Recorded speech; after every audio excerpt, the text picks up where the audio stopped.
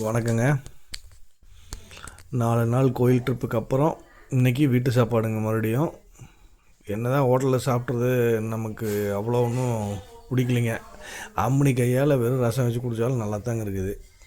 ஆனால் அம்மனி முன்னாடி சொல்ல முடியாதுன்னு வச்சுக்கங்களேன். கோயிலில் வாங்கின சுண்டலுங்க. இன்றைக்கி காலையில் கோயிலுக்கு போயிட்டு வந்தேன் அப்படிங்களாமாங்க. அத்தம்மா கோயிலுக்கு போயிட்டு இருந்தாங்களாமாங்க. அவங்க சுண்டல் கொண்டு வந்து கொடுத்தாங்களாமாங்க.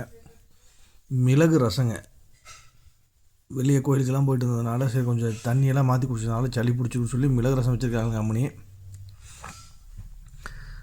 இது சவுச்சவுங்க. மேரக்காய் கூட்டு வச்சுருக்கிற அப்படிங்க. நீர் காய்கறிகள் கொஞ்சம் சேர்த்துக்கணுங்களாம்மா. கோழி அவரைங்க. நம்ம செடியில் பறித்த கோழி அவரைங்க பொரியலுங்க. இன்றைக்கி தயிருங்க.